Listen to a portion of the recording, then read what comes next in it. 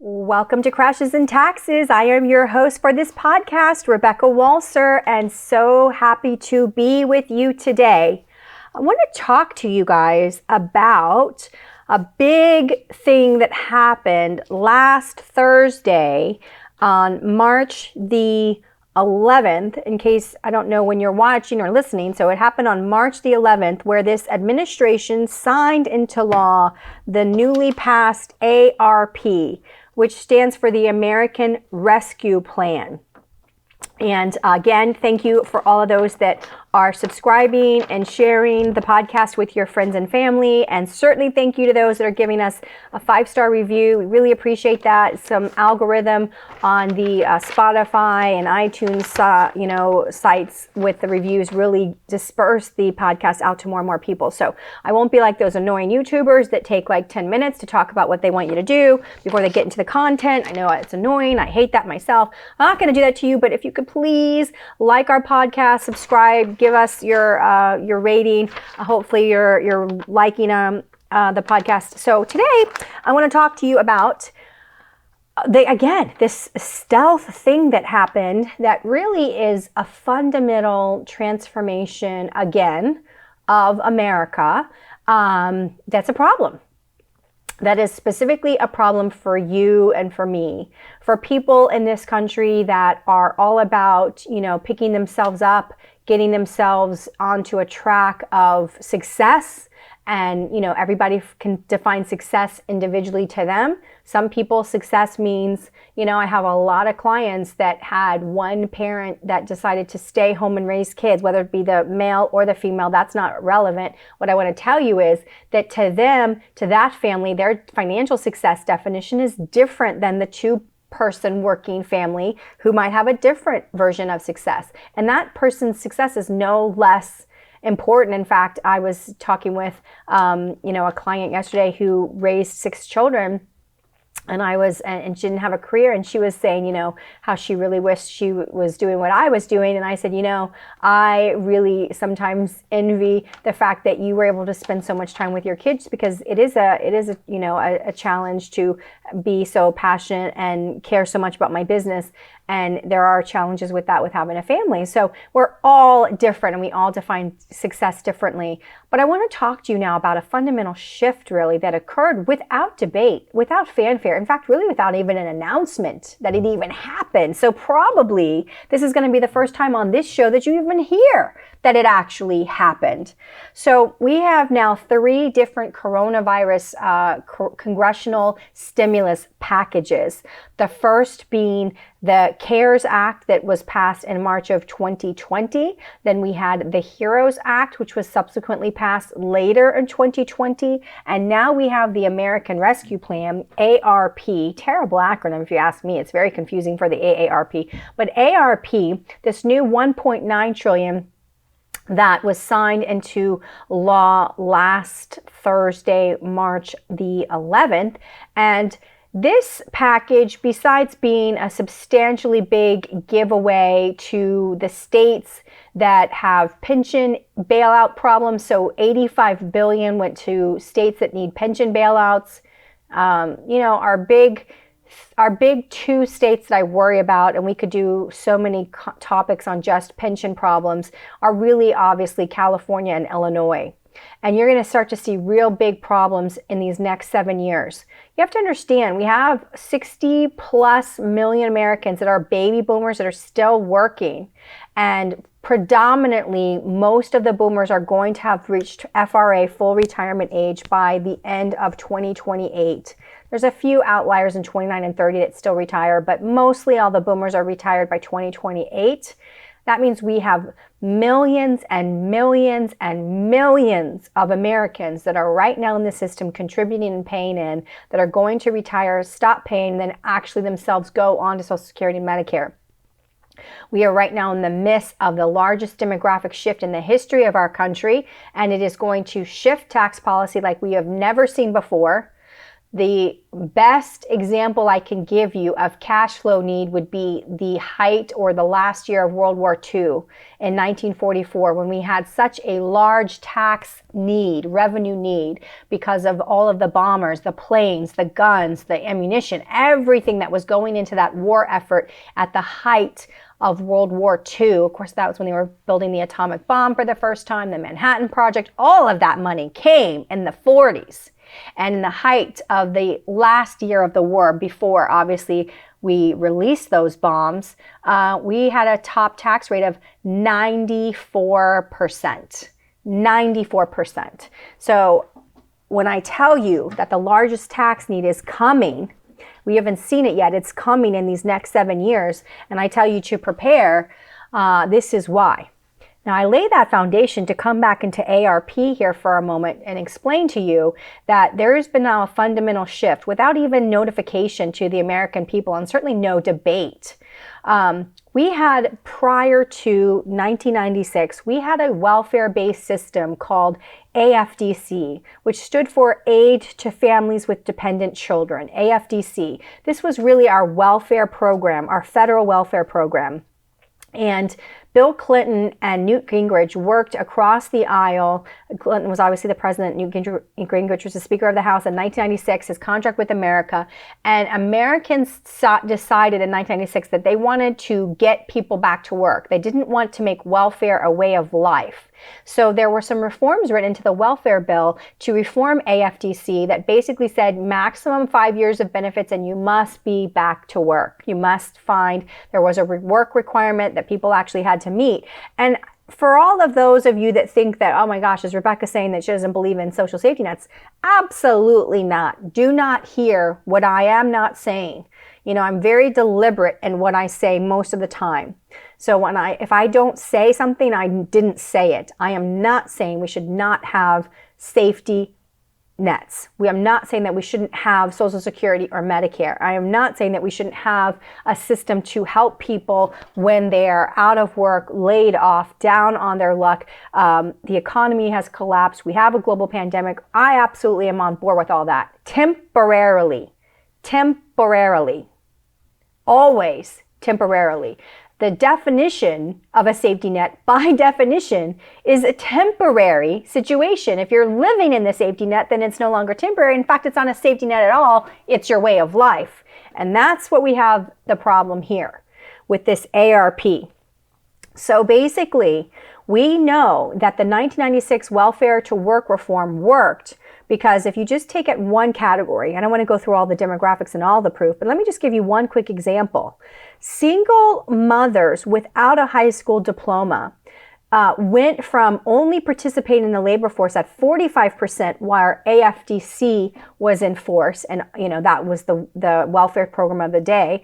45% of single moms without a high school degree worked. So that means 55% did not work. After the reforms of welfare to work were made in 96, we had that number increase by almost 20%, go to 60%. 60% of single moms without a high school diploma went to work. Now, some of you might say, well, that's not good because they're in a minimum wage job and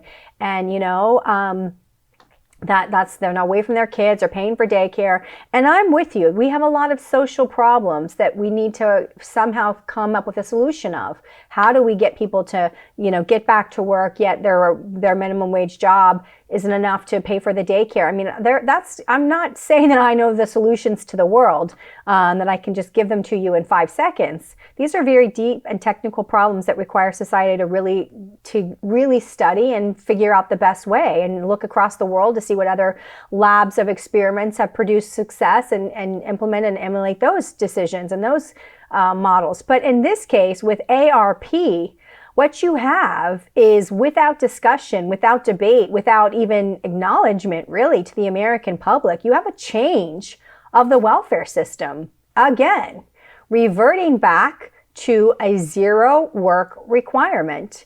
And specifically for children that are under 6, there is a $300 per month refundable expanded child tax credit. So that is $3,600 per child under 6. And for children that are 16 for children that are 6 to 17, it is $250 a month or $3,000 per year. So we literally have a welfare check per child based on age of 36 and 3,000 that I want you to understand is fully refundable. That means you file your tax return. You say, I'm not working, but here are my 2 children, and here's their social security numbers and their birth dates. And the government is going to send you a check that is a refundable tax credit, which basically means it's welfare, without a work requirement of that much money per child. And there is no work requirement, and then there is no maximum time frame. So obviously this is a problem in my perception because it is getting back to a program that we intentionally as a country got away from in 1996. And I don't know about you, but I haven't seen any national headlines about should we revisit the welfare debate? Should we re-look at, this is not a public debate we've had. This has been passed in the coronavirus stimulus. So when did we get welfare reform and coronavirus stimulus? Now, let me be clear. It's supposed to only last for a year, but everybody knows this is going to be extended.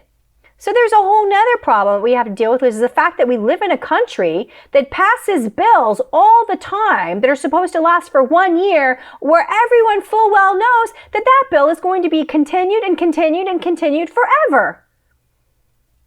So now here's the problem. We now have a welfare system back in our country that is going to perpetuate a certain sector of the population from working at all. It is going to dissuade people from working. And it's going to bring back the problems that we found in 1996 that we decided to attack as a society, which was intergenerational welfare poverty. Let me say it again. Intergenerational welfare poverty. Welfare is not intended to give you a good lifestyle. It's just intended to give you the basic bare minimums to cover, probably not even cover enough of food, utilities. You can get a Section 8 house, Section 8 apartment, you get the welfare check, and then you get some food stamps, and pretty much before you know it, you can have, for a family of a single mom and 2 kids or a single father and 2 kids, you can have enough support from the federal government to have a lifestyle that is, existing. But it's certainly not meant to be a way of life. And that's, unfortunately, when you take away the work requirement, you incentivize people to not work. And we know this for a fact. You cannot debate anymore that is not a fact, because we have seen it happen in our own country with our own welfare reform that happened in 1996. Why are we talking about this on an investment podcast? Why are we talking about this on investments? Because this deals with tax policy. Understand that as this coronavirus is being leveraged to push more and more and more government support, government dependency, away from you as an individual getting yourself up and going to work every day, we're going to a set of government dependency. And that, my friends, is the problem in and of itself, because we cannot perpetuate government dependency, leaving only a smaller and smaller and smaller segment of the population to actually pay the tax bill. Again, we just have literally passed $8 trillion of stimulus between CARES, HEROES, and ARP. And that's in addition to what the Federal Reserve is pumping in, which we know is $120 billion a month, $1.3 trillion per year right now. Who's going to pay for that $9 trillion that it will total by the end of 2021? And let me put that in perspective. Our total federal debt right now, look it up yourself, debtclock.org. Our total federal debt right now is $28 trillion, over $28 trillion. So this is another $9 trillion. Who's paying for this? As we put more and more and more people onto the government program and disincentivize them from working so they don't, and now they have less tax payments going in for that entire population, which means the burden now falls to a smaller and smaller and smaller percentage of the population, which means our tax that we pay will go up, up, and up. There is no free money in the world. There is no free lunch in the world. There is no free law. There is no free bill. These people that are showing up to federal government duties every day in Washington, D.C., they're getting paychecks. They're writing laws that give them 15 weeks of family leave. I don't even know if that's vacation. I don't know, it says 15 weeks of paid leave if you are a federal employee making $110,000 or whatever. I mean, I'm at a loss. Did coronavirus like wipe away our ability to do math and understand economics? Because that's what we're acting like, and it's got to stop. Less taxpayers sharing the burden means more taxes for those who are. And that is not the direction that this country needs to head. So prepare, my friends, prepare as you never have before to put as much as you can into tax-free wealth shelters domestically. I just cannot, I come in every day and there's something else that tells me, wow, the tax collapse in the future is scary. And again, you know, we imploding upon ourselves. Democracy is always a really tough government form to maintain, because people realize that they can vote people in that'll give them all the free handouts, and then that's what happens. Everybody keeps getting voted in that gives all the free handouts until we just basically implode upon ourselves. So please hear this message, understand what's going on and how this coronavirus is being leveraged, and prepare yourself and your family for sharing more of the tax burden that you might otherwise share. That's fair. And that's life, and that's where we are.